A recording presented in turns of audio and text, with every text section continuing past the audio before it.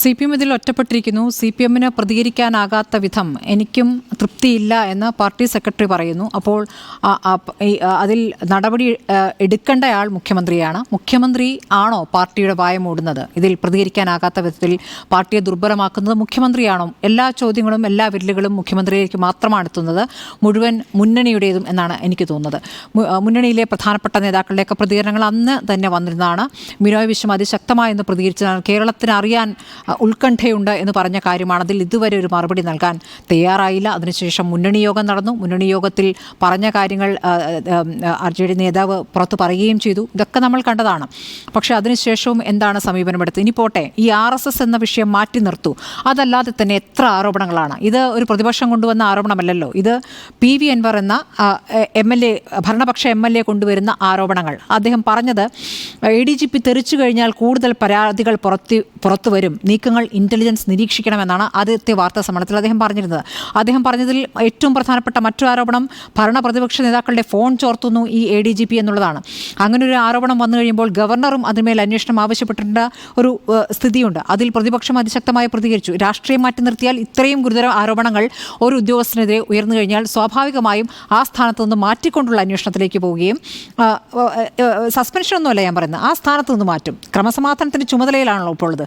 ആ സ്ഥാനത്ത് നിന്നെങ്കിലും മാറ്റും. അതുപോലും ഉണ്ടായിട്ടില്ല. അപ്പോഴാണ് RSSുമായി ബന്ധപ്പെട്ട കൂടിക്കാഴ്ചകളുടെ കൂടുതൽ വിവരങ്ങൾ പുറത്തു വരുന്നത്. ഇത്രയും വിവരങ്ങൾ പുറത്തു വന്നിട്ടും അതിനുശേഷം നമ്മൾ കണ്ടത് മുഖ്യമന്ത്രി അതിശക്തമായി പ്രതികരിക്കുന്നത് കണ്ടത് ഒരു പാർട്ടി പരിപാടിയിൽ ആർക്കാണ് RSSുമായി ബന്ധമെന്നുള്ള അദ്ദേഹത്തിൻ്റെ പ്രസംഗമാണ്. ആ പ്രസംഗം കോൺഗ്രസിനെ കുറ്റപ്പെടുത്താനും നമുക്കറിയുന്ന പഴയ ചരിത്രങ്ങളൊക്കെ പറയാനും മാത്രം സമയം ചെലവഴിക്കുന്ന ഒരു കാര്യമാണ്. അതായത് ഉന്നയിക്കപ്പെട്ട ആരോപണത്തിന് മറുപടിയില്ലാതെ പ്രതിപക്ഷത്തിനെതിരെ മറുപടി പറയുകയാണ്. അവിടെ പ്രതിപക്ഷത്തെക്കാൾ ശക്തമായി ഈ വിഷയം ഉന്നയിച്ചിരിക്കുന്നത് ഘടകകക്ഷികളാണ് എന്നുള്ള യാഥാർത്ഥ്യം അവിടെ നിൽക്കുമ്പോൾ അതിന് മറുപടി നൽകിയില്ല.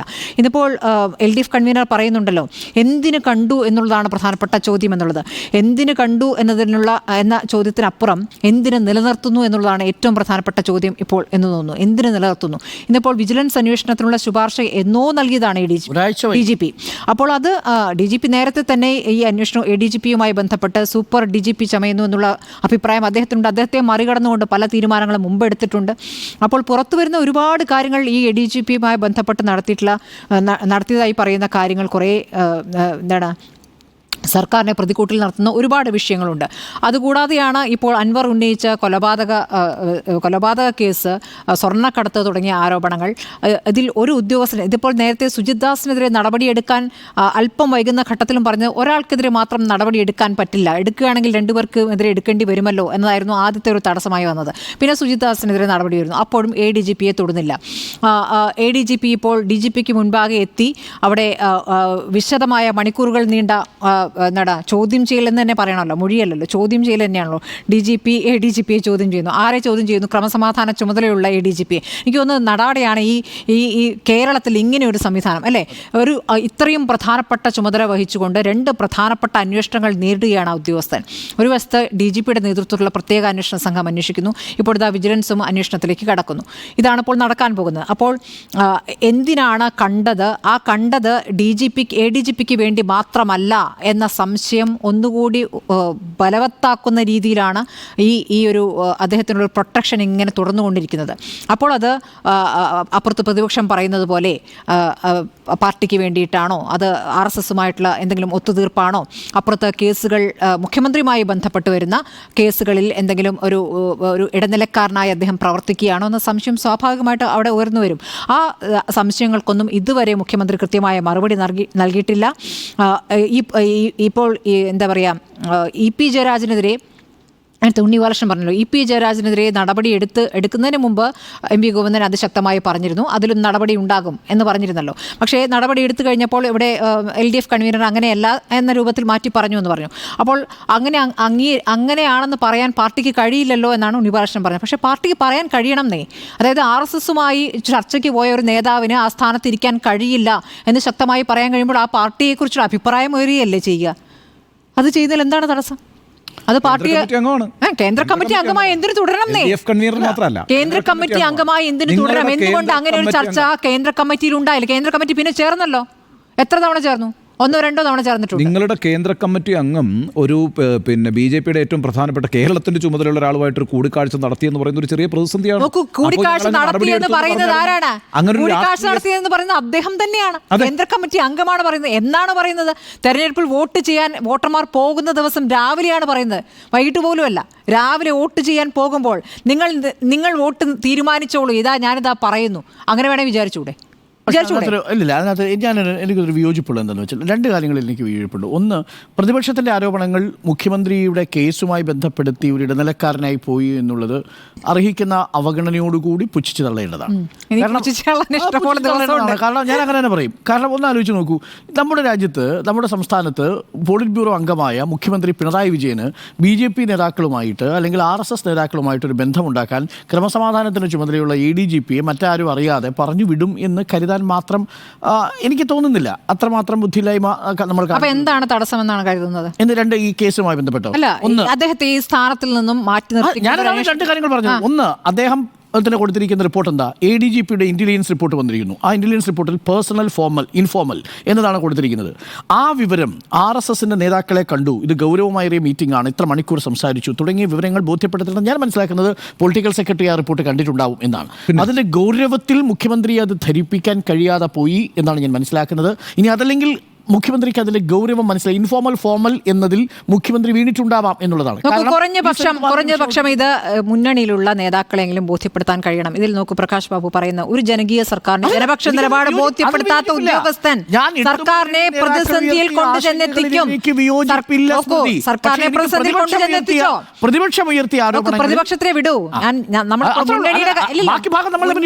മുന്നണിയിൽ ഒറ്റപ്പെട്ട് നിൽക്കുമ്പോൾ അല്ല ബോധ്യപ്പെടുത്തണ്ടേ? എന്താണ് ബോധ്യപ്പെടുത്താത്തത്? അത്തരമൊരു അവസ്ഥയാണ് കേരളത്തിൽ, ഞാൻ വായിക്കട്ടെ, അത്തരമൊരു അവസ്ഥയാണ് കേരളത്തിലെ ക്രമസമാധാന ചുമതലയുള്ള ADGP-യുടെ RSS നേതാക്കളുമായുള്ള സന്ദർശനം വരുത്തി വെച്ചിരിക്കുന്നത്. വർഗീയ സംഘർഷങ്ങൾ ഉണ്ടായിരുന്ന സാഹചര്യത്തിൽ സ്ഥിതിഗതികൾ നിയന്ത്രിക്കാൻ വേണ്ടി ബന്ധപ്പെട്ട ഉദ്യോഗസ്ഥർ വർഗീയ സംഘടനാ നേതാക്കളുമായി ചർച്ച നടത്താറുണ്ട്. പക്ഷേ RSS എന്ന ഹൈന്ദവ തീവ്രവാദ സംഘടന രണ്ട് ദേശീയ നേതാക്കളെ തികച്ചും മെച്ചപ്പെട്ട ക്രമസമാധാനം നിലനിൽക്കുന്ന കേരളത്തിൽ, പ്രത്യേകിച്ച് വർഗീയ സംഘർഷങ്ങൾ ഇല്ലാത്ത സന്ദർഭത്തിൽ സംസ്ഥാനത്തെ ഉന്നത പോലീസ് ഉദ്യോഗസ്ഥൻ എന്തിനാണ് രഹസ്യമായി സന്ദർശിച്ചത് എന്നറിയാൻ എല്ലാവർക്കും താല്പര്യമുണ്ട്. ഇവിടുത്തെ ജനങ്ങൾക്കും താല്പര്യമുണ്ട്. എന്താണ് മിണ്ടാത്തത്? അവിടെ അപ്പോൾ കോൺഗ്രസിന്റെ RSS ബന്ധമല്ല പറയേണ്ടത്, ഔദ്യോഗികമായിട്ടാണോ വ്യക്തിപരമായിട്ടാണോ സന്ദർശിച്ചെന്ന് പറയാനുള്ള ബാധ്യത ആ ഉദ്യോഗസ്ഥനുണ്ട്. അദ്ദേഹം ഭാവിയോ ആഭ്യന്തര വകുപ്പിനെ രേഖാമൂലമെങ്കിലും അറിയിക്കേണ്ടതാണ്. തയ്യാറാകുന്നില്ലെങ്കിൽ നിലവിലെ ചുമതലയിൽ നിന്നും മാറ്റി നിർത്തണം. അല്ലല്ല, അവിടെയാണ് ഒരു പ്രശ്നമുള്ളത്. ഇപ്പോൾ കോവളത്ത് CPM-ന്റെ ഒരു ഏരിയ കമ്മിറ്റി ഓഫീസ് ഉദ്ഘാടനം ചെയ്തുകൊണ്ട് ADGP-യുടെ സന്ദർശനം മുഖ്യമന്ത്രിക്ക് വിശദീകരിക്കാൻ കഴിയില്ല. അദ്ദേഹത്തിന് അവിടെ പോളിറ്റ് ബ്യൂറോ അംഗം എന്ന നിലയിൽ പാർട്ടി കാര്യങ്ങളെ വിശദീകരിക്കാൻ സാധിക്കൂ. അത് സിമ്പിൾ കോമൺ സെൻസ് അല്ലേ സ്മൃതി? പക്ഷേ പകരം അദ്ദേഹത്തിന് ആ തീരുമാനമെടുക്കുന്നതിൽ തടസ്സമുണ്ടായില്ല. അവിടെയാണ് ഈ ഉമ്മൻചാണ്ടി പറഞ്ഞൊരു കാര്യമുണ്ട്, സത്യസന്ധനായാൽ മാത്രം പോരാ, സത്യസന്ധനാണ് എന്ന് നാട്ടുകാരെ ബോധ്യപ്പെടുത്തേണ്ട ഒരു ചുമതല കൂടിയുണ്ട് എന്നുള്ളത് ഒരു ഭരണകർത്താവിനെ സംബന്ധിച്ച് പ്രധാനപ്പെട്ട വിഷയമാണ്. പ്രത്യേകിച്ച് ഇടതു മുന്നണിയിലിരിക്കുമ്പോൾ ഒരു ഹൈന്ദവ തീവ്ര ആശയം പ്രചരിപ്പിക്കുന്ന ഒരു സംഘടനയുമായി ഏതൊരു ഉദ്യോഗസ്ഥൻ കൂടിക്കാഴ്ച നടത്തിയാലും അത് സംശയദൃഷ്ടിയെ ഇടതുപക്ഷ മുന്നണിയിലെ തന്നെ നേതാക്കൾ ചോദ്യം ചെയ്യുമ്പോൾ അത് ബോധ്യപ്പെടുത്താൻ ഉത്തരവാദിത്വം മുഖ്യമന്ത്രിക്കുണ്ട്. അതിൽ എനിക്ക് വിയോജിപ്പൊന്നുമില്ല, സ്മൃതിയുടെ അതേ പോയിന്റാണ്. പക്ഷെ ഞാൻ തടസ്സം അതെ, അതാണ് എന്താണ് തടസ്സം? വിശദീകരിക്കേണ്ടത് അതാണ്. അല്ല, ഇപ്പോൾ ഡോക്ടർ അരുൺ പറയുന്നല്ലോ, ആ തടസ്സം എന്ന് പറയുന്ന ഇപ്പോൾ സംശയിക്കപ്പെടുന്ന കാര്യം ഒരിക്കലും അത് സംഭവിക്കില്ല എന്ന് പറയുന്നല്ലോ. ഒരിക്കലും സംഭവിക്കില്ല അല്ല, RSS-മായി മുഖ്യമന്ത്രിക്ക് വേണ്ടിയാണ്. അതിന്റെ കാരണം ഞാൻ പറയാം, അതിപ്പോ പ്രതിപക്ഷം പോലും ഉന്നയിക്കുന്നില്ല എന്നാണ് ഞാൻ മനസ്സിലാക്കുന്നത്.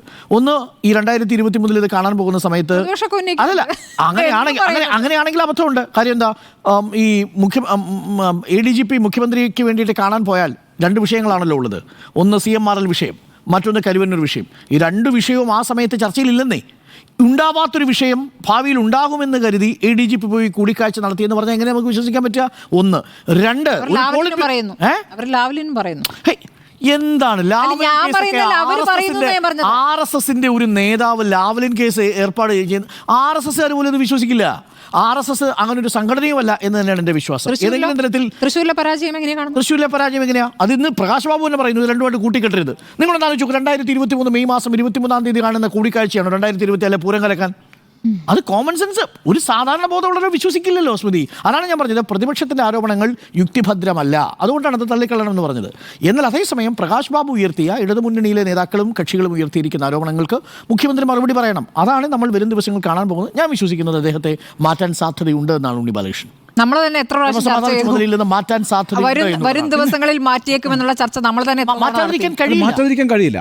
മാറ്റാതിരിക്കാൻ കഴിയില്ല. ഈ അന്വേഷണ റിപ്പോർട്ട് വന്നതിന് ശേഷം മാറ്റപ്പെടും എന്ന് തന്നെയാണ് ഞാൻ വിചാരിക്കുന്നത്. മാത്രമല്ല ഈ അന്വേഷണ റിപ്പോർട്ടിലെ ഈ DGPയുടെ അന്വേഷണ റിപ്പോർട്ട് വന്നാൽ പിന്നെ ഇതിനകത്ത് ഏതെങ്കിലും, അതാണ് ഞാൻ ആവർത്തിച്ച് പറഞ്ഞുകൊണ്ടിരിക്കുന്നത്, ഏതെങ്കിലും ഒരു കുറ്റം ശരിയാണെന്ന് കണ്ടെത്തിയിട്ടുണ്ടെങ്കിൽ പിന്നെ ഈ പറയുന്ന ക്രമസമാധാന ചുമതലയിൽ നിന്ന് മാറ്റുന്ന പ്രശ്നം മാത്രമല്ല, ക്രിമിനൽ നടപടികൾ നേരിടേണ്ടി വരും. അപ്പം അങ്ങനെ എല്ലാ കേസുകളും ആ രൂപത്തിൽ ഇപ്പോൾ അന്വേഷിച്ച് പെട്ടെന്ന് റിപ്പോർട്ട് കൊടുക്കാൻ പറ്റുമോ? ഒരു മാസം എടുക്കും എന്നാണ് പറഞ്ഞിരിക്കുന്നത്. പക്ഷേ അതിന് മുമ്പ് തന്നെ തീരുമാനം ഉണ്ടാവും എന്നാണ് ഞാൻ മനസ്സിലാക്കുന്നത്. വിജിലൻസ് അന്വേഷണമൊക്കെ അതിൻ്റെ ഒരു തുടക്കമാണ്. ഒരു പക്ഷേ വിജിലൻസ് അന്വേഷണം ക്രമസമാധാന ചുമതലയിൽ നിന്നുകൊണ്ട് DGP നേരിടുന്നതിൽ ഭംഗിയുണ്ട്. അതും ഒരു പക്ഷേ അദ്ദേഹം പക്ഷേ ലീവ് പോലും ക്യാൻസൽ ചെയ്ത് നിന്നു. അതെ അതെ അല്ലേ? അതെ അതൊക്കെ ഒരു തരം വെല്ലുവിളിയുടെ സ്വഭാവം ഉണ്ടെന്ന് എനിക്ക് തോന്നുന്നു. എനിക്ക് തോന്നുന്നു അത് അന്വേഷണത്തിൽ മൊഴി കൊടുക്കണം എന്ന് ആവശ്യപ്പെട്ടത് ആ സമയത്താണ് മൊഴിയെടുക്കാൻ ആവശ്യപ്പെട്ടിരിക്കുന്നത്. DGP അറിയിച്ചിട്ടുണ്ടാവാം ഒരു പക്ഷേ.